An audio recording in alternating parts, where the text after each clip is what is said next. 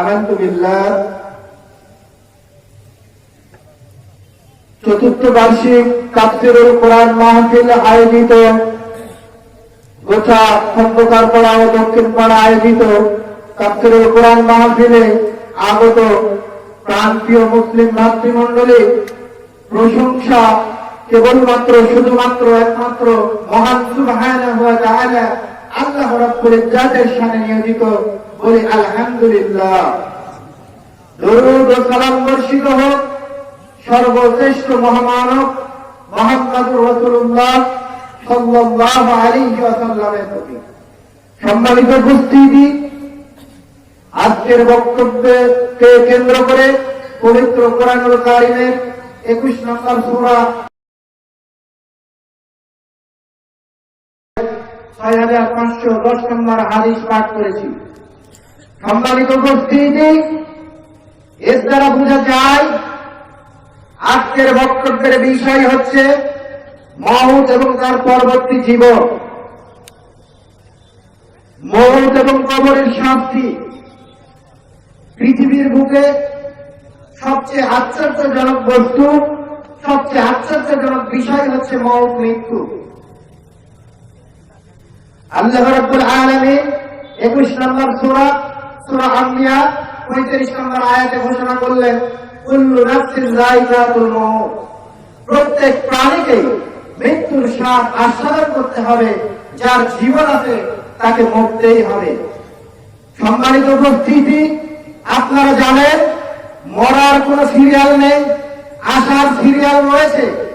প্রথমে দাদা আসে, তারপরে বাবা আসে, তারপরে আপনি নিজে আসেন, তারপরে আপনার সন্তান আসে, তারপরে তার সন্তান আসে। এভাবে মানুষের আসার একটি সিরিয়াল রয়েছে, কিন্তু মানুষের যাওয়ার কোন সিরিয়াল নেই। এমনও দেখেছেন আপনারা, বাবা তার সন্তানকে কাঁধে নিয়ে, লাশ কাঁধে নিয়ে কবরে চলে যাচ্ছে। এমনও দেখেছেন দাদা তার নাতিকে কাঁধে নিয়ে চলে যাচ্ছে। কত হৃদয় বিদারক ঘটনা দেখেছেন যার কোন সিরিয়াল নেই। এমনও হয়েছে পরদাদা জীবিত রয়েছে, ছোট্ট নাতি সে মৃত্যুর কোলে ঢলে পড়েছে, সেও পৃথিবী থেকে বিদায় নিয়েছে। বোঝা যাচ্ছে আসার সিরিয়াল থাকলেও যাওয়ার কোন সিরিয়াল নেই, মৃত্যুর কোন সিরিয়াল নেই। আর মৃত্যু আসবে, আর মৃত্যু আসা মানে ভয়ঙ্কর। মৃত্যু একটি যন্ত্রণার বিষয়, মৃত্যু একটি আশ্চর্যজনক বিষয়। যেমন আল্লাহ সুবহানাহু ওয়া তাআলা 50 নম্বর সূরা কফ আয়াত নম্বর 19 ঘোষণা করলেন, ওয়াজাআতু যাকরাতিল মাউতি বিল হক, নিশ্চয় নিশ্চয় অবশ্যই মৃত্যু যন্ত্রণা সত্যিকার অর্থেই আসবে। আল্লাহ সুবহানাহু ওয়া তাআলা বললেন সাকরাতুল মাউত, মৃত্যু যন্ত্রণা। বললেন না মৃত্যু, বললেন মৃত্যু যন্ত্রণা সত্যি আসবে। এরপরে আল্লাহ সুবহানাহু ওয়া তাআলা বললেন, যালিকা মা কুনতা মিনহু তাহিক, যা থেকে তুমি অব্যাহতি চিন্তা করো, যা থেকে তুমি মুক্তি পাওয়ার চেষ্টা করো, এজন্যই তুমি 10 তলা বিল্ডিং করো, এজন্যই তোমার 5000 কোটি টাকা থাকার পরেও আরো টাকার প্রয়োজন হয়, এজন্যই তোমার যাওয়ার মিলে 10 বিঘা জমি থাকার পরেও তোমার শান্তি হয় না, তোমাকে টাকার পিছনে ছুটতে হয়। সম্মানিত উপস্থিতি, মৃত্যু যন্ত্রণা যেদিন চলে আসবে, মৃত্যু যেদিন চলে আসবে, সেদিন আর কেউ কারণ নয়। মা আয়েশা রাদিয়াল্লাহু তাআলা আনহা থেকে বর্ণিত, তিনি বলেন রাসূলুল্লাহ সাল্লাল্লাহু আলাইহি ওয়াসাল্লাম যখন মৃত্যুর সময় এসে গেল, তখন তার বর্ণনা মা আয়েশা রাদিয়াল্লাহু তাআলা আনহা বলছেন, কানা বাইনা ইয়াদিহি রাকওয়াতুন আও উলবাতুন ফিহা মান ইয়াশিক্কু উমরের সন্দেহ হচ্ছে যে রাসূল সাল্লাল্লাহু আলাইহি ওয়াসাল্লাম এর পাশে একটি পাত্রে পানি রাখা ছিল। এই পানির পাত্রটি চামড়ার নাকি পানির পাত্রটি কাঠে, এটি সম্পর্কে উমর সন্দেহ করছিল। সম্মানিত উপস্থিতি, বোঝার চেষ্টা করুন, হাদিস একই বলে, কেমন যে হাদিস বর্ণনা করে দিল, সন্দেহ হলো, তিনি একটি মতকে প্রাধান্য দিয়ে বলে দিলেন যে চামড়ার পাত্র ছিল পানি, বললে কি এমন সমস্যা? কিন্তু সাহাবারা এরকম কথা বলতেন না, যেটি সত্য সেটি তুলে ধরতেন। তার মনে সন্দেহ হয়েছে এই পাত্রটি চামড়ার ছিল নাকি কাঠের ছিল, তিনি সেই সন্দেহ উল্লেখ করেন হাদিসে। হাদিস এরকম ভাবেই সত্য আমাদের কাছে পৌঁছেছে। সম্মানিত উপস্থিতি, যা বলছিলাম যে রাসূলুল্লাহ সাল্লাল্লাহু আলাইহি ওয়াসাল্লামের পাশে একটি পানির পাত্র ছিল। রাসূল সাল্লাল্লাহু আলাইহি ওয়াসাল্লাম তার হাতকে ওই পানির পাত্রের মধ্যে ডোবাচ্ছিলেন। কিন্তু কেন ডোবাচ্ছিলেন? এবং তার হাত থেকে তুলে নিয়ে দুই হাত দ্বারা তার চেহারাকে মুছছেন চেহারাকে। রাসূল সাল্লাল্লাহু আলাইহি ওয়াসাল্লাম মৃত্যুর যন্ত্রণাকে সহ্য করতে না পেরে এভাবে মুছছেন। রাসূল সাল্লাল্লাহু আলাইহি ওয়াসাল্লাম এভাবে মাশাআল্লাহ করছেন আর বলছেন, লা ইলাহা ইল্লাল্লাহ, আল্লাহ ছাড়া প্রকৃতপক্ষে আল্লাহ ছাড়া সত্য কোনো মাবুদ নেই, আল্লাহ ছাড়া প্রকৃত কোনো মাবুদ নেই। ইন্নালিল মাউতা সাকরাত, নিশ্চয় মৃত্যুর যন্ত্রণা বড় কঠিন, নিশ্চয় মৃত্যুর যন্ত্রণা রয়েছে, এই কথাই বলছেন। এরপর রাসূল সাল্লাল্লাহু আলাইহি ওয়াসাল্লাম দুই হাত এভাবে উত্তোলন করলেন, হাত তুলে বলছেন, আল্লাহর কাছে বলছেন, ফির রফিকিল আলা, আল্লাহ আমাকে উচ্চ মর্যাদা সম্পন্ন, আমাকে উচ্চ মর্যাদা সম্পন্নদের সঙ্গী করে দাও, আল্লাহ আমাকে তোমার সঙ্গী করে দাও। এইভাবে আল্লাহর রাসূল তার মৃত্যু যন্ত্রণা সহ্য করতে না পেরে আল্লাহর কাছে কাঁদছে, হাত তুলে বলছেন, আল্লাহ সঙ্গী করে দাও। সঙ্গে সঙ্গে তিনি মারা গেলেন। রাসূল সাল্লাল্লাহু আলাইহি ওয়াসাল্লাম দয়ার নবী দুনিয়া থেকে বিদায় নিয়ে চলে গেলেন। সম্মানিত উপস্থিতি, বোঝার চেষ্টা করো, এভাবে আপনি আমি সবাই বিদায় নিয়ে চলে যাব। বিদায় নিয়ে চলে যাওয়ার পরে আমাদের যে স্থানটি হবে, সেই স্থানকে আমরা বলে থাকি কবর। সেই স্থানকে আমরা বলে থাকি কবর। বাস্তবিক অর্থে আপনার বাড়ির পাশে যে গর্ত রয়েছে 2.5 হাত 3 হাত, আপনার জঙ্গলে যে গর্ত রয়েছে, গোরস্থান বলে যা বলে, যেখানে যে গর্ত রয়েছে তার নাম কবর। ঠিক আছে, তার নাম অবশ্যই অবশ্যই কবর, এটি কোনো সন্দেহ নেই। কেন? কারণ 80 নম্বর সূরা আরাফার 21 নম্বর আয়াত আল্লাহ রাব্বুল আলামিন বললেন, সুম্মা আমাতুহু ফাআকবারহু, মৃতকে দাফন করার স্থান হচ্ছে কবর, তার মৃত্যু ঘটান অথবা তাকে কবরস্থ করেন। কিন্তু আপনি যে কবর মানে এই কবরকে বুঝালেন যা বেড়া দিয়ে ঘিরে রেখেছেন, পাঁচিল দিয়ে ঘিরে রেখেছেন, ওয়াল দিয়ে রেখেছেন, গোরস্থান নাম দিয়েছেন, এর নামই যে কবর তা নয়। কবর আরো রয়েছে। কখনো কখনো কবর দ্বারা বারজাখ বোঝায়, কবর দ্বারা মৃত্যু পরবর্তী জীবন বোঝায়। আসলে প্রকৃতপক্ষে কবর মানে হলো মানুষ মৃত্যুর পর থেকে কিয়ামত পর্যন্ত যেখানে যে অবস্থায় থাকবে, এই জীবনের পরিচালনার পদ্ধতির নাম হচ্ছে কবর, তার অবস্থার নাম হচ্ছে কবর। মানুষ মৃত্যুর পরে কবরে চলে যায়। এখন প্রশ্ন এসে যায়, আপনি জিজ্ঞেস করবেন যে এটাকে তো কবর বলি, আপনি উল্টা কথা বলছেন। তাহলে আল্লাহ রাব্বুল আলামিন যে বললেন তাদেরকে কবরস্থ করা হয়, অথচ যাকে বাঘে খেল, যে পানিতে ডুবে মারা গেল, তার কবর কোথায়? যে আগুনে পুড়ে মারা গেল, আপনারা দেখেছেন ঢাকার বুকে কি হৃদয় বিদারক কাহিনী, ফ্যাক্টরিতে আগুন লেগে মানুষ কিভাবে মারা গেল, তাদের কবর কোথায়? তাদের লাশের চিহ্ন খুঁজে পাওয়া যায় না। তাদের বাচ্চার জীবনই হচ্ছে কবর। এই সম্পর্কে আল্লাহ রাব্বুল আলামিন 23 নম্বর সূরা মুমিনুন আয়াত নম্বর 99 বললেন, হাত্তা ইযা জাআ আহাদাহুমুল মাউত ক্বালা রাব্বি ইরজিউন, যখনই তাদের কাছে মৃত্যু উপস্থিত হয়, যখনই মৃত্যু চলে আসে মানুষের কাছে, তখন মানুষ বলে, রব্বির জীবনী, হে আল্লাহ আমাকে দুনিয়ায় আবার ফেরত পাঠান, আমাকে পুনরায় দুনিয়াতে দিয়ে পাঠান। মানুষ এরকম বলে। পরবর্তী নম্বর আয়াত 100 নম্বর আয়াত আল্লাহ রাব্বুল আলামিন বলেন, লাআল্লি আমালা সালিহান ফিমা তারাকতা, এমন আমল আমি করে আসবো যা পৃথিবীর বুকে ছেড়ে গেছিলাম, এমন সৎ আমল, এমন সৎ আমল, এমন ভালো আমল আমি করে আসবো। আল্লাহ আমাকে আমার পৃথিবীতে পাঠিয়ে দিন। আল্লাহ রাব্বুল আলামিন বলছেন, কাল্লা ইন্নাহা কালিমাতুন ওয়া কাইলুহা, না কখনোই নয়, অসম্ভব, নেভার, ইন্নাহু কালিমাতুন ওয়া কাইলুহা, এটা তো তোমাদের কথার কথা মাত্র, এটা তোমাদের কথা হতে পারে, কিন্তু এটি অসম্ভব, কখনোই সম্ভব নয়। ومن ورائهم برزخ إلى يوم يبعثون। তোমাদের জন্য কিয়ামত পর্যন্ত সময় রয়েছে, যাকে বলা হচ্ছে বারজাখ। তোমাদের সামনে একটা পর্দা থাকবে, একটা আরাম থাকবে, একটা সময় থাকবে, তার নাম হচ্ছে বারজাখ। এটি পুনরুত্থান দিন পর্যন্ত থাকবে, এটি কিয়ামতের দিন পর্যন্ত থাকবে। সম্মানিত উপস্থিতি, তাহলে বোঝা গেল কবর মানে বাড়ির পাশে কবর, তো কবর আমরা নাম বলি ঠিক আছে, কিন্তু কবর মানে শুধু এটি কবর নয়, ওই জঙ্গলের সাহিত্যে হাত মাটি কবর নয়। কবর মানে হচ্ছে মৃত্যুর পর থেকে সেই ভয়ঙ্কর কিয়ামত মাঠ পর্যন্ত মানুষের যে পরিশ্রমে থাকবে, মানুষের যে অবস্থা থাকবে, মানুষকে যে শাস্তি দেওয়া হবে অথবা মানুষকে জান্নাতের যে সুফল দেখানো হবে, এর নাম হচ্ছে কবর। মৃত্যু যন্ত্রণার পরে ভয়াবহ স্থানের নাম কবর। সম্মানিত উপস্থিতি, খেয়াল করো, মৃত্যুর পরে ভয়াবহ এবং কঠিন জায়গা রয়েছে তিনটি। মৃত্যুর পরে ভয়ঙ্কর এবং কঠিন জায়গা রয়েছে তিনটি। এক নম্বর হচ্ছে কবর, এর দ্বিতীয় নম্বর হচ্ছে কবর।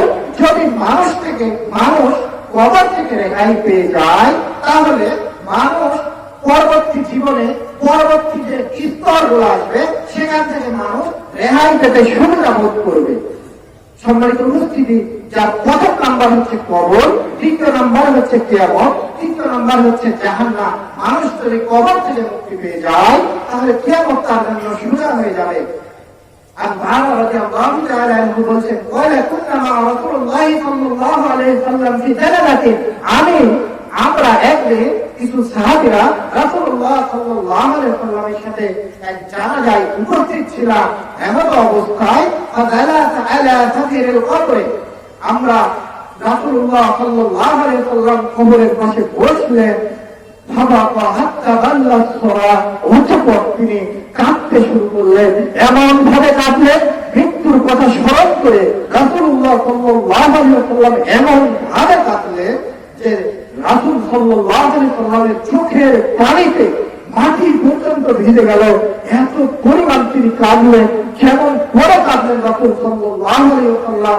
এরপর বলছেন রাসূল সাল্লাল্লাহু আলাইহি সাল্লাম কান্না জড়িত কণ্ঠে বলছেন, ইয়া ইখওয়ানি, হে আমার ভাই সব, হে আমার মুসলিম ভাইরা, হে আমার সাহাবীরা, তোমরা শোনো, লিমিসলি হাযা ফাআইতু, এই জীবনের জন্য তোমরাও প্রস্তুতি গ্রহণ করো।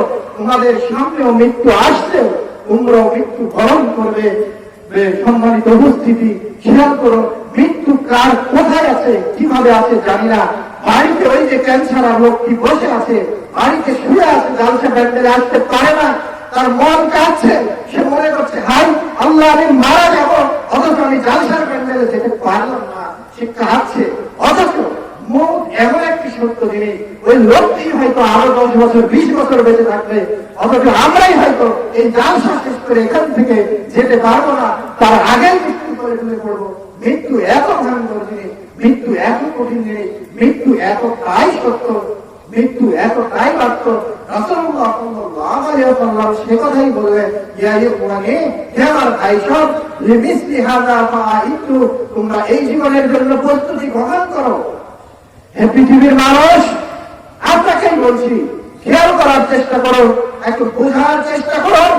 পৃথিবীতে আনন্দে জীবন যাপন অনেক করেছেন, আর কত পৃথিবীর স্বাদ অনেক গ্রহণ করেছেন, আর কত উন্মাদ হয়ে থাকবেন পৃথিবীর মুখে, আর কতদিন পাগল হয়ে থাকবেন মরীচিকার আকর্ষণে, আর কতদিন আকর্ষিত হবেন এই পৃথিবীর সৌন্দর্যে বিমোহিত হয়ে আপনি কত বছর আর কাটাবেন। চিরস্থায়ী ঠিকানা কবরকে ভুলে এই অস্থায়ী ঠিকানার জন্য আর কতদিন ছুটবে। এই অস্থায়ী ঠিকানা তো ঠিকানা নয়, আসল ঠিকানা হচ্ছে কবর। হ্যাঁ কথাবাসী, আপনাকেই বলছি, হাসিগ্রাম ইউনিয়নবাসী আপনাকেই বলছি, কবরে অবস্থানকালীন জীবন এরকমই হবে। একটু বোঝার চেষ্টা করুন। এমন অন্ধকার ঘর হবে, পোকায় পরিপূর্ণ থাকবে, সাপে পরিপূর্ণ থাকবে, থাকবে না সূর্যের আলো, না থাকবে চাঁদের আলো, না থাকবে কোন তারকারাজির আলো, থাকবে না এইরকম কোন ইলেকট্রিক বাল্বের আলো, থাকবে না কোন জোনাকির আলো, না চোখে পড়বে কোন রকম আলোর ফিরাফোরা সেই দিন নানান সমস্যায়, বিবিধ সমস্যায় আপনি সমস্যায় পড়বেন, আপনি দিশাহারা হয়ে যাবেন। পৃথিবীর জীবন থেকে সে জীবন যে কত ভয়ঙ্কর তা বুঝানো আপনাকে কষ্টকর।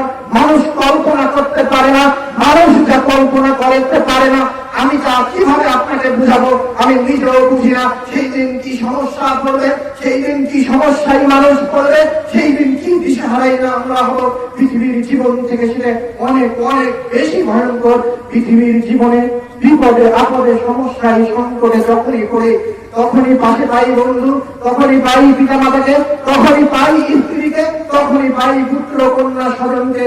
কিন্তু সেই দিন যখন বিপদে পড়বো কবরের মাঠে, সেই দিন সান্ত্বনা দানকারী আত্মীয় স্বজন আর থাকবে না। আজকে সেই আত্মীয় স্বজনকে নিয়ে এই প্যান্ডেলে না এসে, কোরআন সুন্নাহর মাহফিলে না এসে, তাফসীরের মাহফিলে না এসে আপনি বসে আছেন বাড়িতে, যে আত্মীয় সেবা নিয়ে ব্যস্ত আছেন, সেই আত্মীয় সেই দিন আপনার থাকবে না, সেই দিন আপনাকে চিনবে না, সেই দিন থাকবে না আপনার কোন পীর মুর্শিদ। অবস্থা সম্পর্কে কেউ জিজ্ঞেস করবে না, ভাই তোর কি অবস্থা, ভাই তুই কিভাবে আছিস। বন্ধু আমার, ও বন্ধু, প্রাণের বন্ধু, তুমি এখন আমাকে থেকে সিনেমা দেখতে নিয়ে যাও, তুমি এখন আমাকে ড্যান্স দেখতে নিয়ে যাও, এই বন্ধু সেদিন থাকবে না।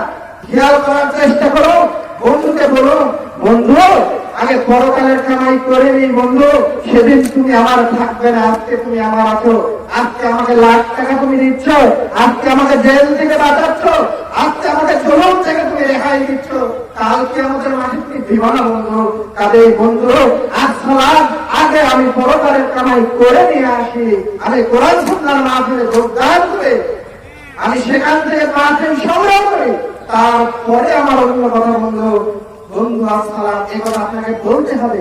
সেই দিন আপনার জন্য দেহরক্ষীর ব্যবস্থা থাকবে না, সেই দিন কোন দল থাকবে না, যেটা বাংলাদেশে প্রচলিত আওয়ামী লীগ, বিএনপি বলেন, জামাত ইসলাম বলেন, অথবা অন্য যে দলই বলেন না কেন, সেদিন কোন দলের অস্তিত্ব থাকবে না, সেদিন দল নেতাদের চেনা হবে না, সেদিন মন্ত্রিত্বের বড়াই থাকবে না, সেদিন থাকবে না সেনাবাহিনীর জাঁকজমক, তাদের প্যারেড থাকবে না।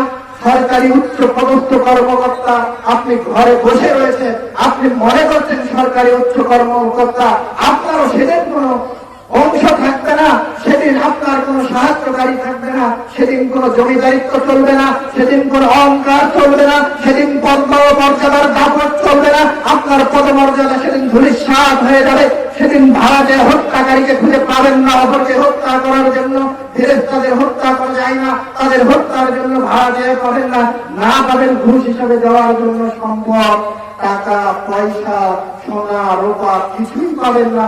সেদিন আপনার কি অবস্থা হবে, যেদিন আপনার নাম হবে মাটিয়া, যেই দিন আপনার গ্রামের নাম হবে মাটিনগর, যেদিন আপনার পোস্ট হবে মেটিয়া, যেদিন আপনার জেলার নাম হবে মেটেপুর, যেই দিন আপনার দেশের নাম হবে মৃত্তিকাপুরে, সেদিন কি অবস্থা হবে আপনি খেয়াল করে দেখুন।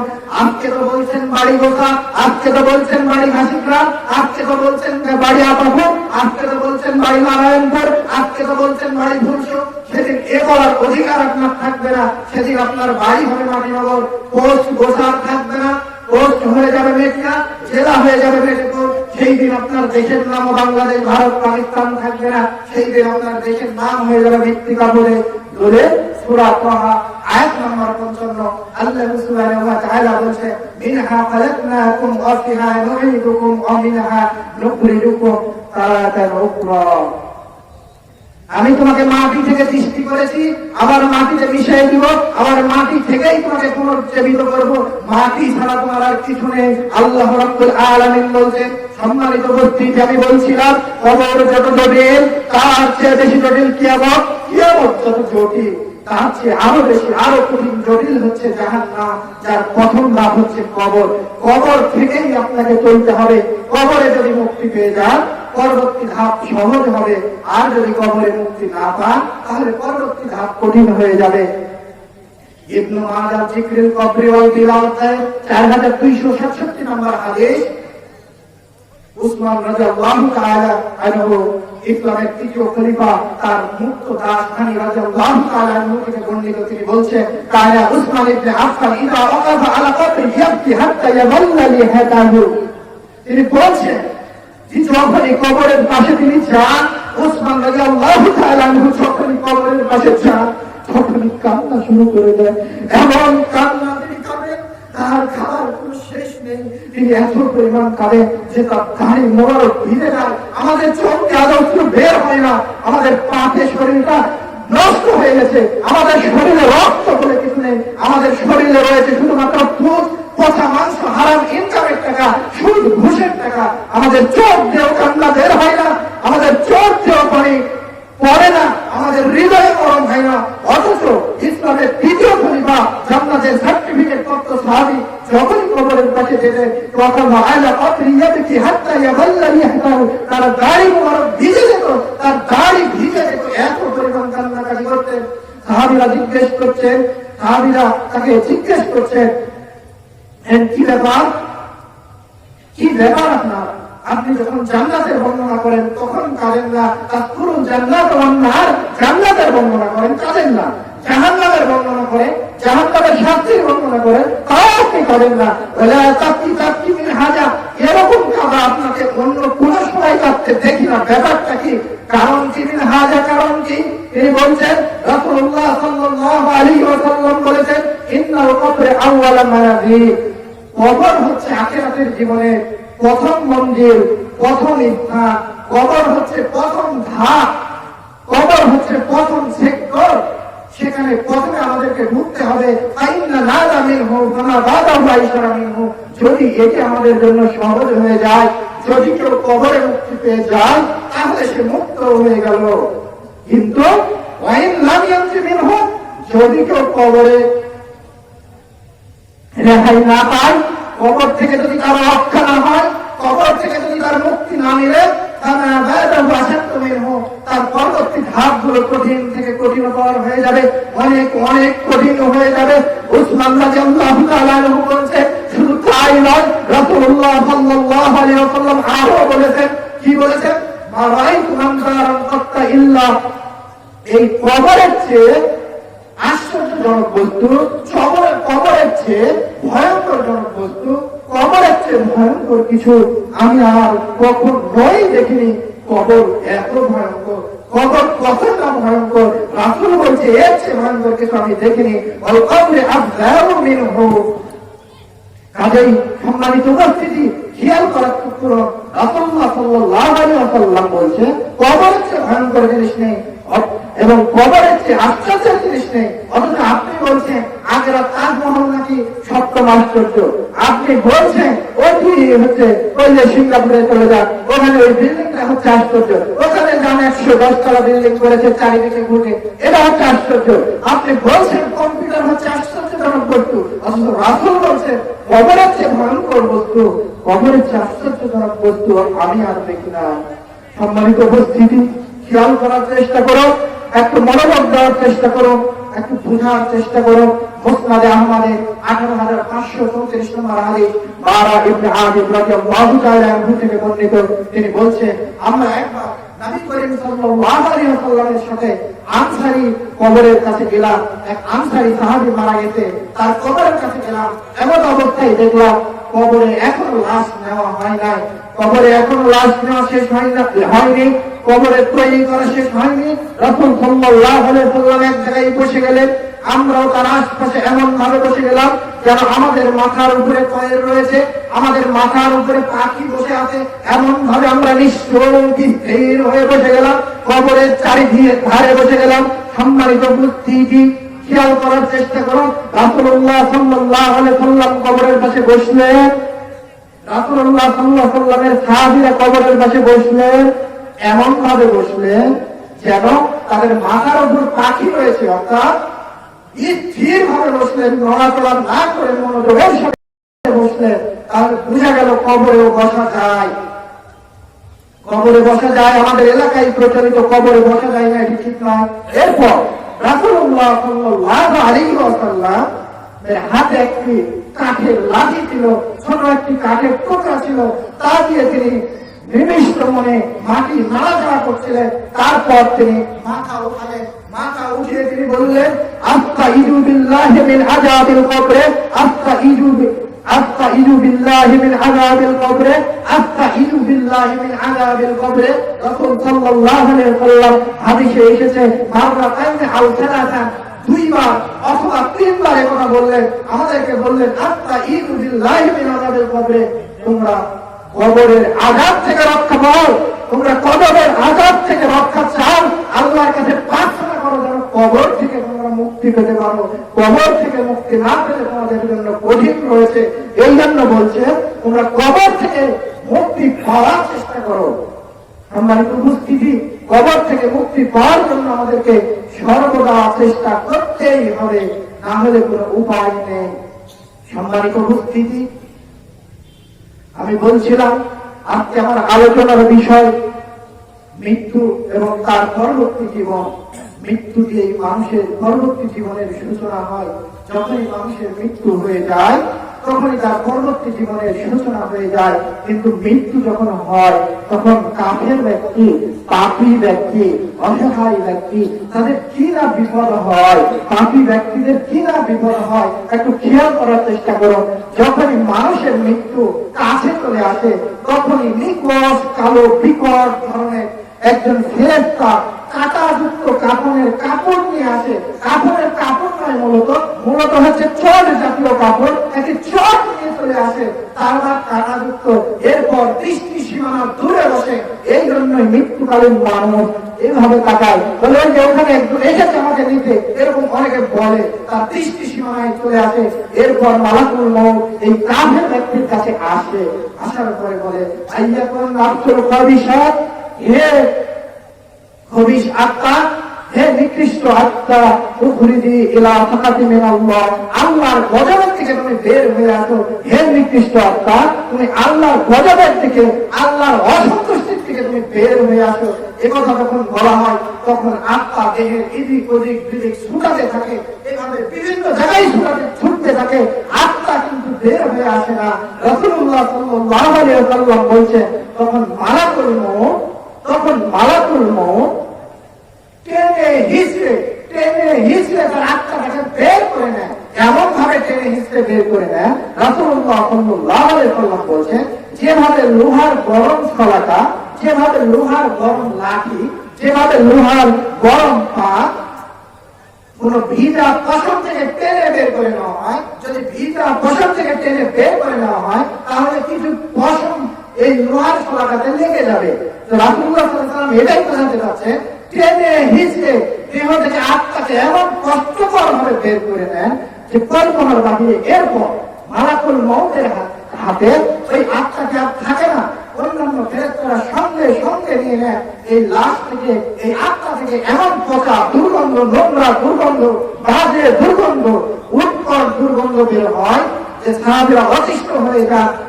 যা রাসূলুল্লাহ সাল্লাল্লাহু আলাইহি ওয়াসাল্লাম বলেছেন মরা লাশের মতো দুর্গন্ধ বের হয়। একটি লাশ যদি এক সপ্তাহ এক মাস পড়ে থাকে সেখান থেকে যেরকম গন্ধ বের হয়, এই আত্মা থেকে এত মরা দুর্গন্ধ বের হয়।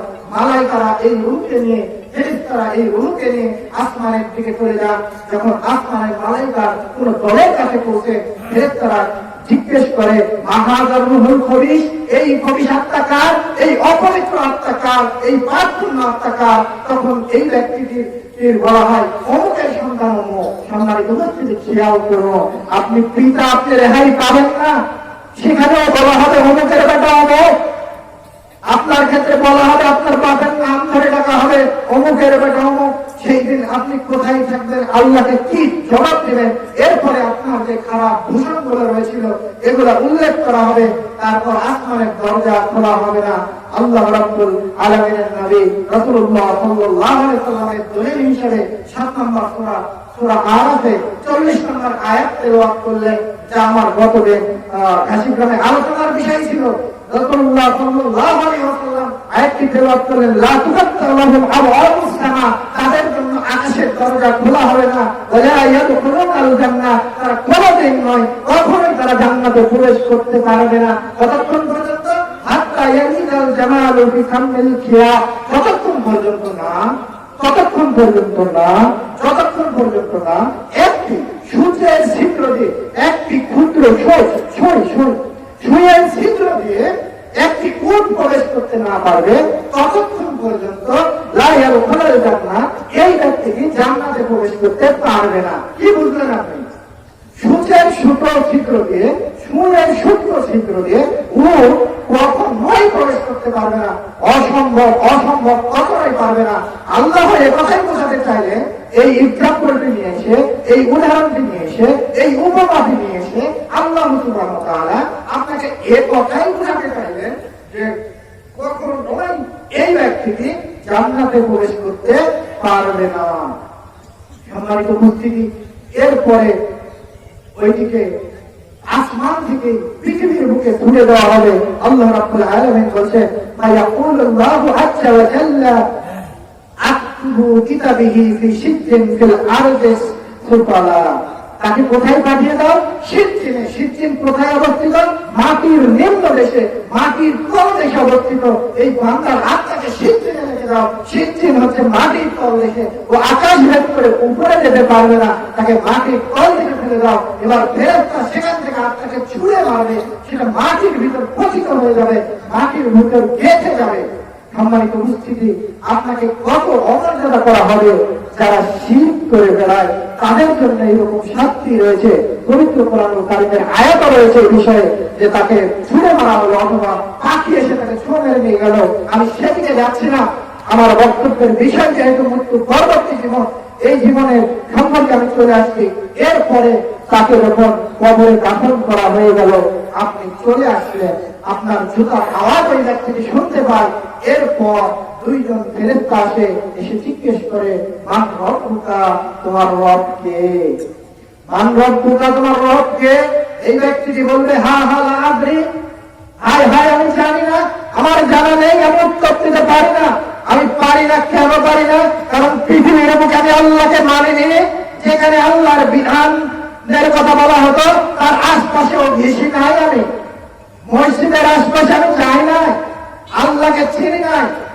আমি আল্লাহর যা কর্ম রয়েছে, আল্লাহর যে বিধান রয়েছে, এগুলোকে আমি অস্বীকার করতাম। এই জন্য সে জবাব দিতে পারবে না। সে বলবে, হা হা লা আদরি, হায় হায় আমি কিছুই জানি না। তাকে আরো একটি প্রশ্ন করা হবে, মা দীনুকা, তোমার দিন কি, তোমার ধর্ম কি? এই ব্যক্তিটি বলবে, হা হা লা আদরি, হায় হায় আমি কিছুই জানি না। সেই দিন ওই ব্যক্তি বলবে, হায় হায় আমি কিছুই জানি না, আমার ধর্ম কি, আমি কিছুই জানি না।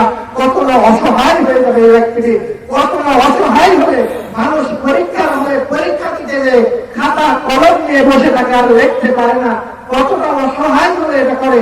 যারা পরীক্ষার হলে যায় বাস্তবে বসে থেকেছে, তারা জানে কতটা কষ্টকর জীবন, কতটা কঠিন জীবন তখন হয়ে যাবে। এরপর ওই ব্যক্তিকে আবার জিজ্ঞেস করা হবে, বা হাজার রজল, এই ব্যক্তিটি কে? আল্লাযী বুইসা ফিকুম, যাকে তোমাদের মাঝে আমি পাঠিয়েছিলাম, যাকে তোমাদের মাঝে আমি দিয়ে পাঠিয়েছিলাম, এই ব্যক্তিটি কে ছিল তুমি বলো?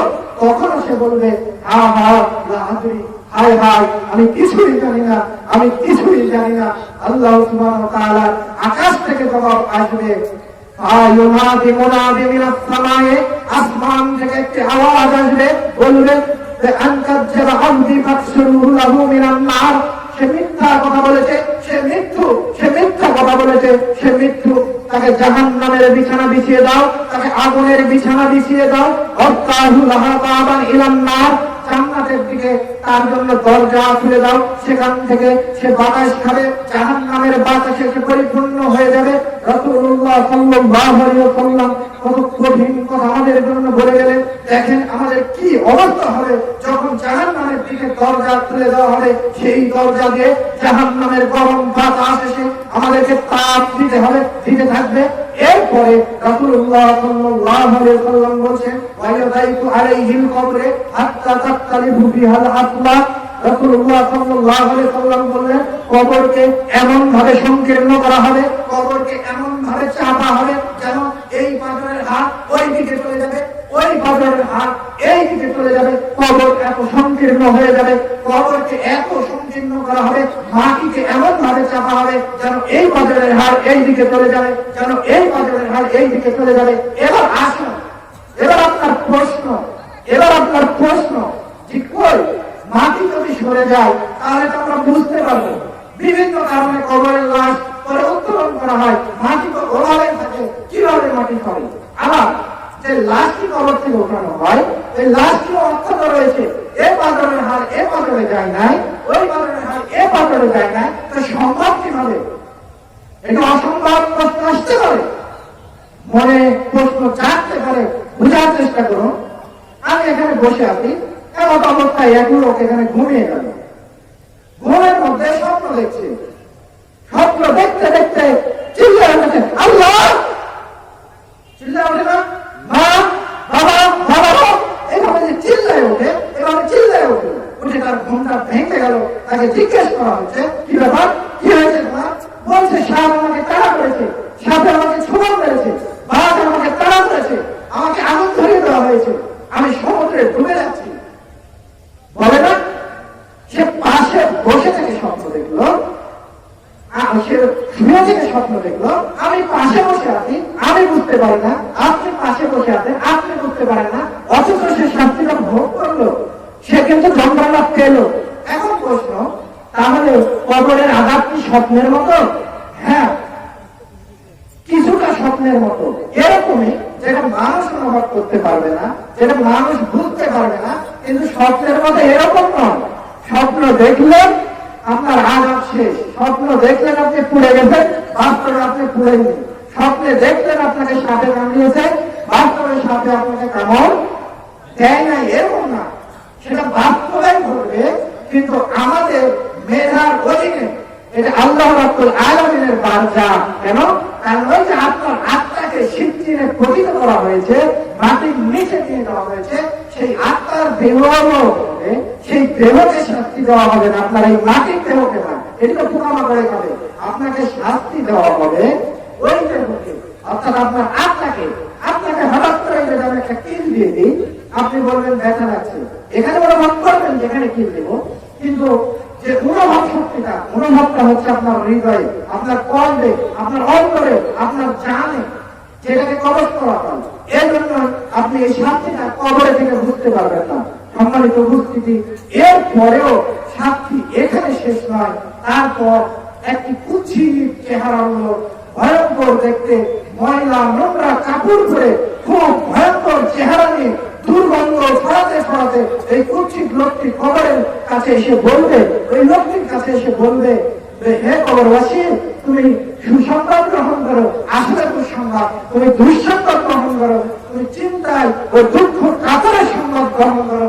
আজ হচ্ছে সেই দিন, যে দিনের ওয়াদা আমি আল্লাহ তোমাকে দিয়েছিল, যেই দিনের ওয়াদা আল্লাহ তোমাকে দিয়েছিল, এটি হচ্ছে সেই দিন। সে জিজ্ঞেস করবে, মানান্তা, তুমি কে? তোমার চেহারা এত কুৎসিত, তোমাকে দেখলেই মনে হয় তুমি খারাপ খবর নিয়ে আসো, তোমার দেখলেই ভয়ঙ্কর মনে হয়, তুমি কে মানান্তা? তখন বলবে, আমি তোমার বদ আমল, আমি তোমার বদ আমল, আমার খবিস, আমি তোমার নোংরা আমল, আমি তোমার বদ আমল। এইভাবে এই ব্যক্তিটি বলতে থাকবে যে কিয়ামত কায়েম করো না, কিয়ামত কায়েম করো না, এভাবে সে বলতেই থাকবে। কেননা কিয়ামত কায়েম করলে তার জন্য কিয়ামতে পার হওয়া কঠিন হয়ে যাবে। সম্মানিত উপস্থিতি, বিরাট বড় একটি হাদিস আপনাকে আমি শোনাচ্ছিলাম। মুসনাদে আহমদের 18,534 নম্বর হাদিস, ইবনে শাইবার 12,059 নম্বর হাদিস, সহিহ আত-তারগিবের 3,558 নম্বর হাদিস। সম্মানিত উপস্থিতি, রাসূলুল্লাহ সাল্লাল্লাহু আলাইহি ওয়াসাল্লাম বললেন, শুধু তাই না, তার কবরকে সংকুচিত করা হবে। শুধু এটুকুই নয়, একজন অন্ধ বধির ফেরেশতা তার জন্য নিয়োগ করা হবে। একটি হাতুড়ি নিয়ে এসে হাতুড়িকে এমন সজোরে, এমন জোরে, এমন ভাবে মারতে থাকবে যে এর চিৎকারের আওয়াজ, এই আওয়াজটা, তার কণ্ঠের আওয়াজটা পূর্ব থেকে পশ্চিমে পৃথিবীবাসী সকলে শুনতে পাবে। উল্টাও মানুষ এবং জিন ছাড়া, জিন এবং ইনসান ছাড়া পৃথিবীর সকল প্রাণী আওয়াজ শুনতে পাবে। হাতুড়ি যে এমন করে পিটা হবে, রাসূল সাল্লাল্লাহু আলাইহি ওয়াসাল্লাম বলছে, এই হাতুড়ি দিয়ে যদি একটি বিরাট পাহাড়কে মারা হতো, সঙ্গে সঙ্গে পাহাড় এমন ভাবে ধোলা পরিণত হতো, এমন ভাবে নিশ্চিন্ন হয়ে যেত যে মানুষ কোনোদিনই ভাবতে পারবে না যে এখানে পাহাড় ছিল। খেয়াল করার চেষ্টা করুন। সম্মানিত উপস্থিতি, আপনাকে আমি বলছিলাম কবর সম্পর্কে আপনাকে আমি বলছিলাম, মৃত্যু পরবর্তী জীবন সম্পর্কে আপনারা একটু খেয়াল করার চেষ্টা করুন। সহিহ তারগিবে 3552 নম্বর হাদিস, আবু হুরায়রা রাদিয়াল্লাহু তাআলা আনহু থেকে বর্ণিত, রাসূলুল্লাহ সাল্লাল্লাহু আলাইহি ওয়াসাল্লাম বলেছেন, ওয়াল্লাযী নাফসি বিয়াদাইহি, সেই আল্লাহর কসম, সেই আল্লাহর শপথ, আল্লাহে, আল্লাহর কসম, যার হাতে আমার প্রাণ রয়েছে, সেই আল্লাহর কসম, ইন্নাহু লা ইয়াতলাতু আলাইহি তিবআতান ওয়া তিবউনা তিন্নিনা, রাসূলুল্লাহ সাল্লাল্লাহু আলাইহি ওয়াসাল্লাম বলেছেন, লা ইয়াতলাতু আলাইহি তিবআতান ওয়া তিবউনা তিন্নিনা, নিশ্চয় কবরে, নিশ্চয় কবরে 3 দিন থাকবে, নিশ্চয় কবরে 3 দিন থাকবে। আপনারা কি জানেন 3 দিন কি? আপনারা কি জানেন 3 দিন কি? কেউ কি বলতে পারে 3 দিন কি? কেউ জানি না 3 দিন কি? রাসূলুল্লাহ সাল্লাল্লাহু আলাইহি ওয়াসাল্লাম সাহাবীদেরকে জিজ্ঞেস করলেন, তাদরুনা মা তিন, তোমরা কি জানো তিনটা কি? রাসূলুল্লাহ সাল্লাল্লাহু আলাইহি ওয়াসাল্লামের সাহাবীরা জবাব দিতে পারলেন না। রাসূলুল্লাহ সাল্লাল্লাহু আলাইহি ওয়াসাল্লাম বললেন, সাবউনা হায়াত, 3 দিন হচ্ছে 70টি সাপ, 3 দিন হচ্ছে 70টি সাপ। আল্লাহ রাসূল বললেন যে আকুরাতে ওরা 3 দিন, 99টি সাপ, 99টি 3 দিন থাকবে, 99টি 3 দিন থাকবে। আর রাসূল সাল্লাল্লাহু আলাইহি ওয়াসাল্লাম বলেছেন 3 দিন মানে হচ্ছে সাবউনা হায়াত, মানে হলো 70টি সাপ। তাহলে একটি 3 দিন মানে যদি 70টি সাপ হয়, তাহলে এরকম 99টি 3 দিন থাকবে। তাহলে 99টি 3 দিন মানে কি বলেন তো?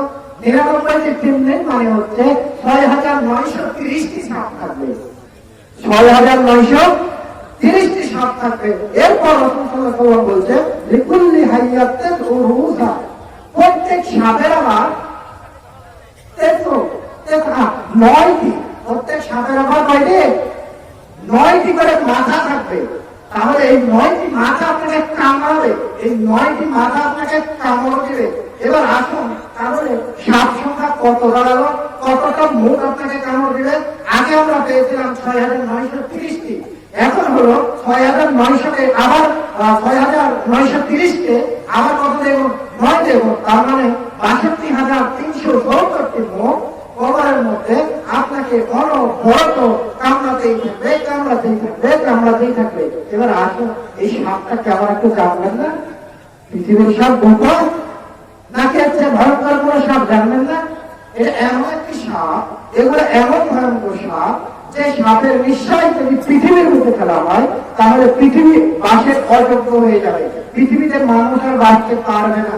বিশ্বের এত ক্ষমতা, বিশ্বের এত জ্বালা যন্ত্রণা, মানুষের এই দৈহিক শরীরে রক্ত মাংস ভরা বডিতে যারা থাকবে না, সে মৃত্যু করে ফেলে পড়বে। তাহলে এরকম সাপ আপনাকে কামড়াতে থাকবে কাদের জন্য?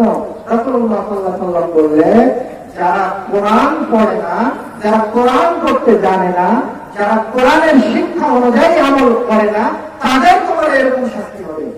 সম্মানিত উপস্থিতি, এখন যদি আমরা জানতে চাই কারা কোরআন পড়া জানে, কারা কোরআন পড়া জানেন না, কারা হাদিস পাঠ করে, কারা কোরআন অনুযায়ী আমল করে, তাহলে জবাব আসবে সম্পূর্ণ উল্টা উল্টা। জবাব কিন্তু সুন্দর আসবে না। কোরআন পড়তে বক্তব্যে যখন হুজুর যায়, হুজুরের বেতন হয় মাস শেষে 1500 টাকা, হুজুরের বেতন হয় মাস শেষে 1200 টাকা। পরে হলো 2200 ছেলে মেয়ে, পরে হলো 20 জন ছেলে মেয়ে, পরে হলো মিনিমাম 10 জন ছেলে মেয়ে বক্তব্যে, মসজিদে অথবা মাদ্রাসার বক্তব্যে 20 জন ছেলেকে পড়িয়ে আরবি শিক্ষা দিয়ে, আল্লাহর কালাম শিক্ষা দিয়ে মাস শেষে তার বেতন হয় 800 টাকা। আর একদিন ইংরেজি গণিত পড়ায় একটা ছেলেকে মাস শেষে বেতন হয় 3000 টাকা।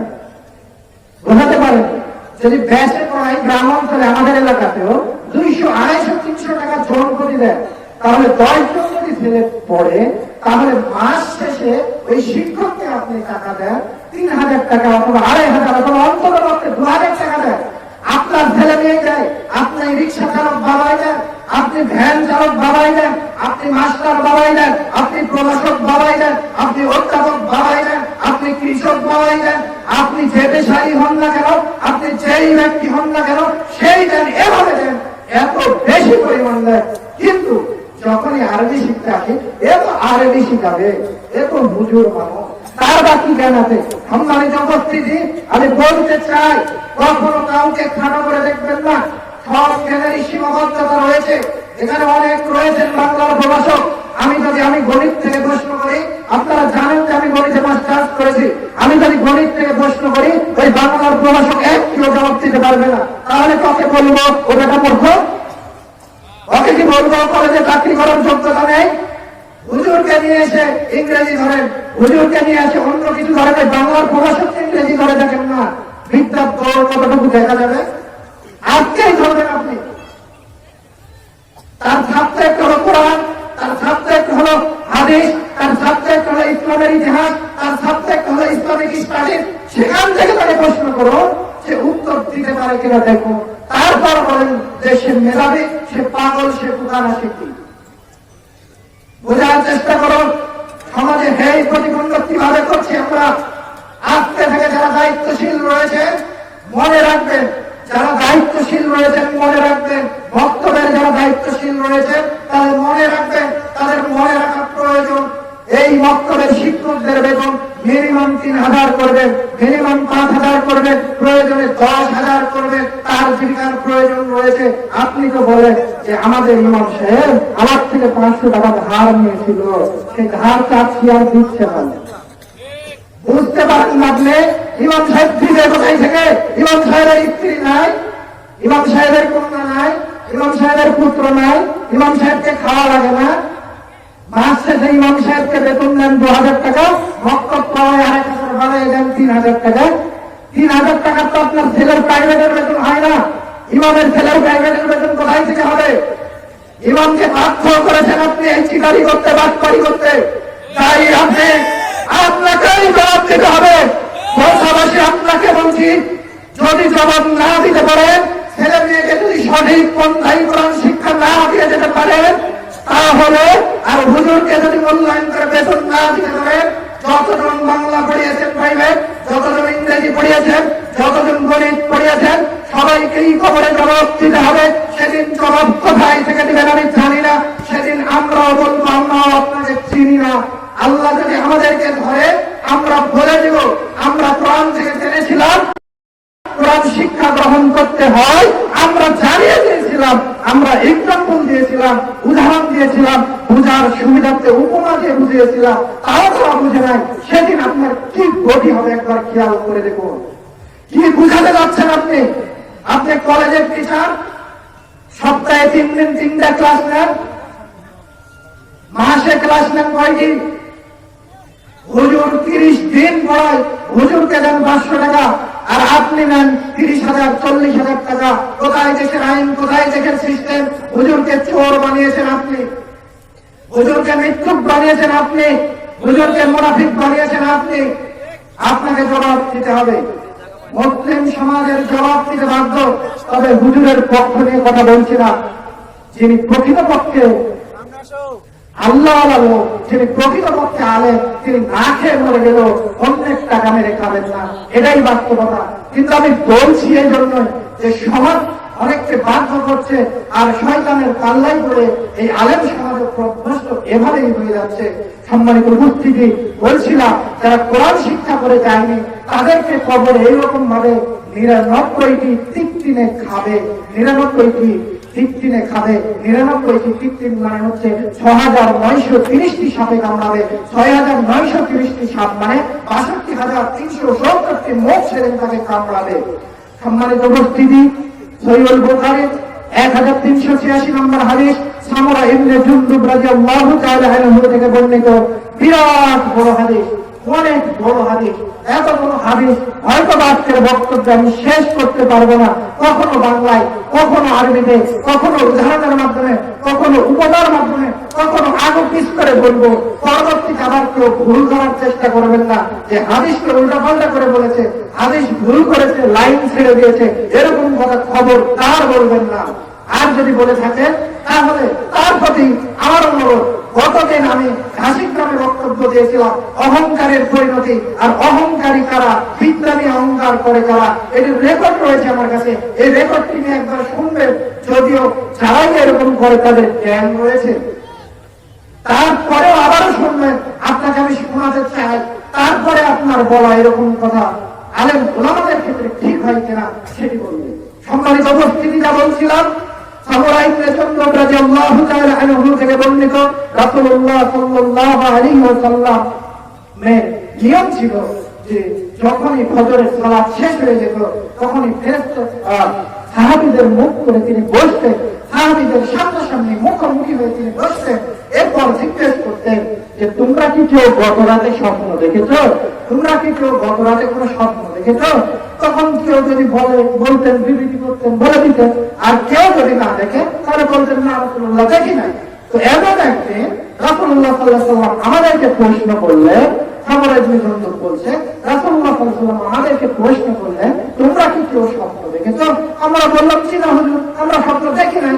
রাসূলুল্লাহ সাল্লাল্লাহু আলাইহি ওয়াসাল্লাম বললেন, কিন্তু আমি স্বপ্ন দেখেছি। কি স্বপ্ন দেখেছি? রাজুলানি আতানি ফাআখুযু বিয়াদাইহি, দুইজন ব্যক্তি আসলো, আমার দু হাত ধরে নিল। দুইজন ব্যক্তি এসে দুই দিক থেকে আমার দুই হাত ধরে নিল।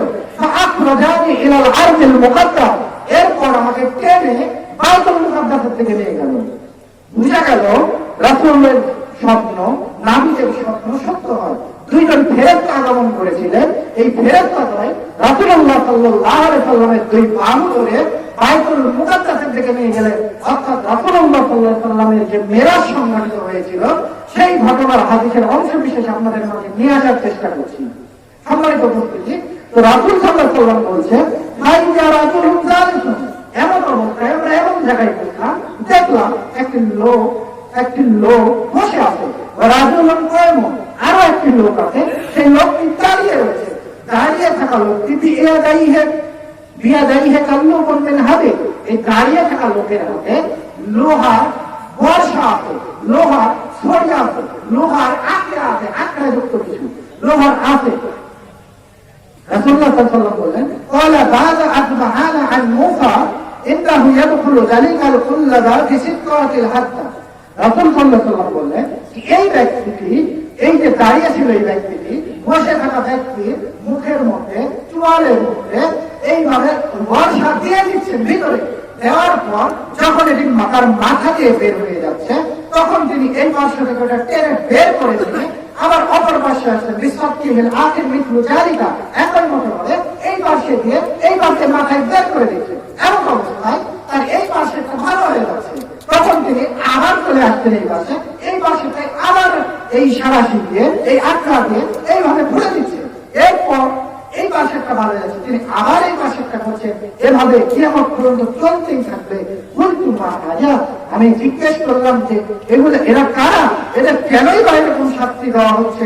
রাসূলুল্লাহ সাল্লাল্লাহু আলাইহি ওয়াসাল্লাম জিজ্ঞেস করলেন, আম্মা আল্লাযী রাআইতুহু ইয়াশাক্কু সাক্কাহু ফাকাজ্জাবা ইউহাদ্দিসু বিল কাজ্জাবা। রাসূলুল্লাহ সাল্লাল্লাহু আলাইহি ওয়াসাল্লামকে বলা হলো, আম্মা আল্লাযী রাআইতু ইয়াশাক্কু সাক্কাহু, এই যে দেখলেন সারাশি দিয়ে এভাবে তার গলাটাকে ফোড়া হচ্ছিল, তার চোয়ালটাকে ফোড়া হচ্ছিল, এই লোককে সে মিথ্যা কথা বলে বেড়াতো। কেমন মিথ্যা কথা বলে বেড়াতো? এমন মিথ্যা বলে বেড়াতো যে পৃথিবী ব্যাপী মিথ্যাটা ছড়িয়ে যেত, দেশ ব্যাপী ছড়িয়ে যেত। যেমন ভাবে মিথ্যা আপনারা এক সময় করেছিলেন যে এদেশের আলোচিত বক্তা আল্লামা দেলোয়ার হোসেন সাঈদীকে চাঁদে দেখা গিয়েছে।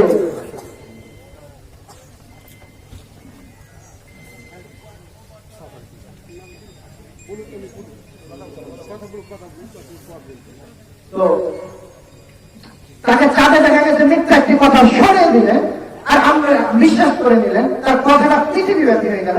এরকম মৃত্যুতে এরকম কিছু কিছু গুজব বিভিন্ন সময় ছড়ান, যেরকম বিভিন্ন দলের লোকেরা ছড়ায়, সেটা সরকারি দল হতে পারে, বেসরকারি হতে পারে, অন্য এনজিও হতে পারে, সভা হতে পারে, সমিতি হতে পারে, মসজিদের কমিটির লোক হতে পারে, অন্য কেউ হতে পারে। যে যেভাবে এমন কথা ছড়ায় যা সমাজে ছড়িয়ে পড়ে, অথচ তা ছিল কুৎসা, অথচ তা ছিল মিথ্যা, এরকম কথা যারা ছড়িয়ে বেড়ায় তাদেরকে এরকম শাস্তি দেওয়া হয়। সম্মানিত উপস্থিতি, দীর্ঘ 1 ঘন্টা ধরে আমরা কবরের শাস্তি সম্পর্কে আলোচনা করছিলাম।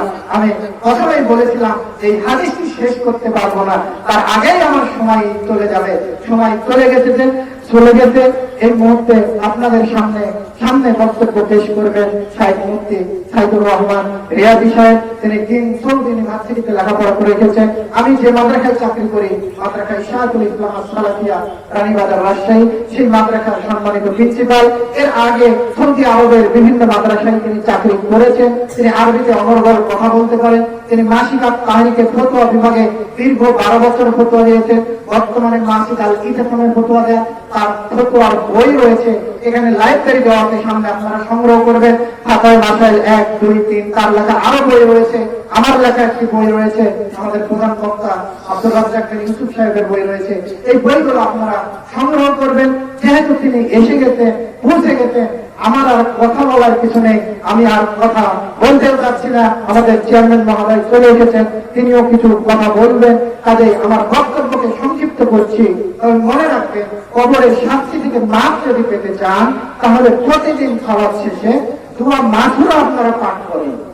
আল্লাহুম্মা ইন্নী যালামতু নাফসি পাঠ করেন না? এটা হচ্ছে প্রথম অংশ।